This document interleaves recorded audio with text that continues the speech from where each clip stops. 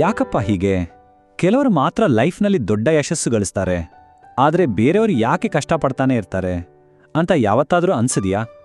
ಬನ್ನಿ, ಇವತ್ತು ಯಶಸ್ಸಿನ ಹಿಂದಿರೋ ಒಂದು ಸೀಕ್ರೆಟ್ ಮನಸ್ಥಿತಿ ಬಗ್ಗೆ ತಿಳ್ಕೊಳ್ಳೋಣ. ಸರಿ, ಹಾಗಿದ್ರೆ ಈ ಒಂದು ಪ್ರಶ್ನೆಯಿಂದ ಶುರು ಮಾಡೋಣ. ಬೇರೆಯವರು ನಮ್ಮ ಬಗ್ಗೆ ಏನೋ ಒಂದು ಹಣೆಪಟ್ಟಿ ಕಟ್ತಾರಲ್ವಾ, ಅದು ನಿಜವಾಗ್ಲೂ ನಮ್ಮ ಕೆಪಾಸಿಟಿನ ನಿರ್ಧಾರ ಮಾಡುತ್ತಾ? ಈ ಕಥೆ ಬಹುಶಃ ಈ ಪ್ರಶ್ನೆಗೆ ಉತ್ತರ ಕೊಡ್ಬೋದು. ಈ ಕಥೆಯಲ್ಲಿ ಬರೋದು ಇಬ್ರು. ಮೊದಲನೇದಾಗಿ, ಸಂದರ್ಭಕ್ಕೆ ಸಿಕ್ಕಿ ತನ್ನ ಅದ್ಭುತ ಟ್ಯಾಲೆಂಟ್ ಇದ್ರೂ ಏನೂ ಮಾಡಕ್ ಆಗ್ತಿಲ್ಲ ಅಂತ ಒದ್ದಾಡ್ತಿರೋ ಒಬ್ಬ ಟೀಚರ್. ಇನ್ನು ಇವರಿಂದ ಏನೂ ಆಗಲ್ಲ ಅಂತ ಸಿಸ್ಟಮ್ನಿಂದಾನೇ ಯೂಸ್ಲೆಸ್ ಅನ್ನೋ ಪಟ್ಟ ಕಟ್ಟಿಸ್ಕೊಂಡಿರೋ ಒಂದಿಷ್ಟು ವಿದ್ಯಾರ್ಥಿಗಳು. ಈ ಟೀಚರ್ ಹೆಸರು ಸನ್ಮತಿ ಅಂತ. ತುಂಬಾನೇ ಟ್ಯಾಲೆಂಟೆಡ್, ಇಂಗ್ಲಿಷ್ನಲ್ಲಿ MA ಮಾಡಿದ್ದಾರೆ. ಅಷ್ಟೇ ಅಲ್ಲ, ಇಂಗ್ಲೆಂಡ್ಗೆ ಹೋಗಿ ಕಮ್ಯುನಿಕೇಟಿವ್ ಇಂಗ್ಲಿಷ್ ಮೇಲೆ ರಿಸರ್ಚ್ ಕೂಡ ಮಾಡಿ ಬಂದವರು. ಬೆಂಗಳೂರಿನ ಒಂದು ದೊಡ್ಡ ಸ್ಕೂಲ್ನಲ್ಲಿ ಸಖತ್ ಫೇಮಸ್ ಟೀಚರ್ ಆಗಿದ್ರು. ಆದರೆ ಏನಾಯಿತು ಅಂದರೆ, ಮದುವೆ ಆದಮೇಲೆ ಒಂದು ಸಣ್ಣ ಊರಿಗೆ ಬರಬೇಕಾಯ್ತು. ಅಲ್ಲಿ ತನ್ನೆಲ್ಲ ಜ್ಞಾನ, ಸ್ಕಿಲ್ಸ್ ಎಲ್ಲ ವೇಸ್ಟ್ ಆಗ್ತಿದೆಯಲ್ಲ ಅನ್ನೋ ಫೀಲಿಂಗ್ ಅವ್ರನ್ನ ಕಾಡೋಕೆ ಶುರುವಾಯಿತು. ಆದರೆ ಟೀಚಿಂಗ್ ಅನ್ನೋದು ಅವರ ಪ್ಯಾಷನ್ ಅಲ್ವಾ, ಅದು ಅವ್ರನ್ನ ಸುಮ್ಮನೆ ಕೂರೋಕೆ ಬಿಡಲಿಲ್ಲ. ಸರಿ, ಅಂತೂ ತಮ್ಮ ಊರಿನ ಒಂದು ಸ್ಕೂಲ್ಗೆ ಹೋಗಿ, ಸ್ಯಾಲ್ರಿ ಬೇಡ, ಏನೋ ಬೇಡ, ನನಗೆ ಪಾಠ ಮಾಡೋಕೊಂದು ಚಾನ್ಸ್ ಕೊಡಿ ಸಾಕು ಅಂತ ಕೇಳ್ಕೊಂಡು ಕೆಲಸಕ್ಕೆ ಸೇರ್ಕೋತಾರೆ.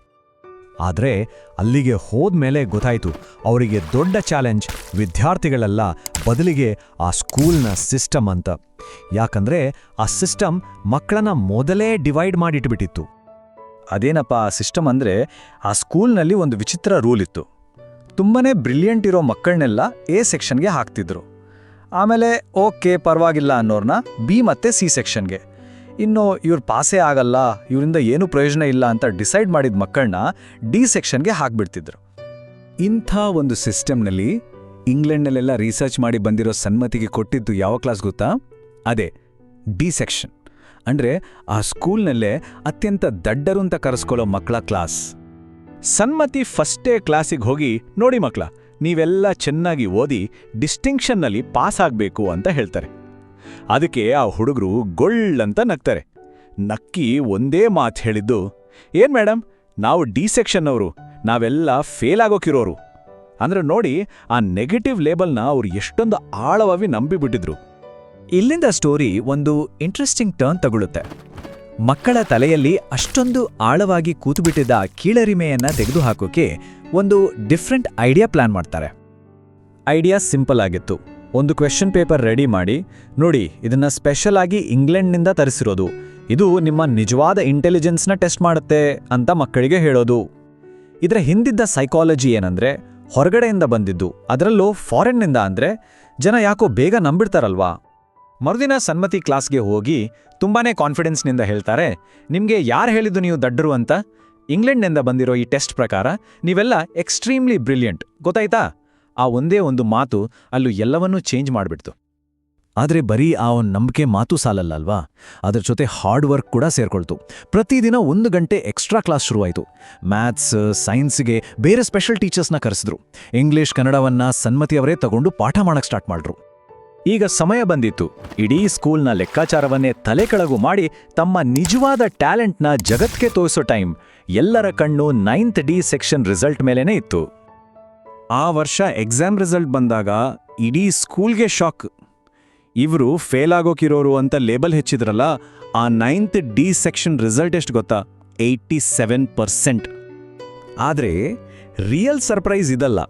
ಅಸಲಿ ಸರ್ಪ್ರೈಸ್ ಏನಂದ್ರೆ, ಶಾಲೆಯ ಬ್ರಿಲಿಯಂಟ್ ಸ್ಟೂಡೆಂಟ್ಸ್ ಇದಾರಲ್ಲ, ಆ A ಸೆಕ್ಷನ್, ಅವ್ರ ರಿಸಲ್ಟ್ ಬರೀ 82%. ಅಂದ್ರೆ ಯೋಚನೆ ಮಾಡಿ, D ಸೆಕ್ಷನ್ ಮಕ್ಕಳು A ಸೆಕ್ಷನ್ಗಿಂತ ಬೆಟರ್ ರಿಸಲ್ಟ್ ಕೊಟ್ಟಿದ್ರು. ಇದಲ್ವಾ ಪವರ್ ಆಫ್ ಬಿಲೀಫ್ ಅಂದ್ರೆ? ಕಥೆ ಇನ್ನೂ ಮುಗಿದಿಲ್ಲ. ನೆಕ್ಸ್ಟ್ ಇಯರ್ ಬೋರ್ಡ್ ಎಕ್ಸಾಮ್ನಲ್ಲಿ ಅದೇ D ಸೆಕ್ಷನ್ ಸ್ಕೂಲ್ ಹಿಸ್ಟ್ರಿಯಲ್ಲೇ ಫಸ್ಟ್ ಟೈಮ್ 100% ರಿಸಲ್ಟ್ ಕೊಡ್ತು. Just imagine.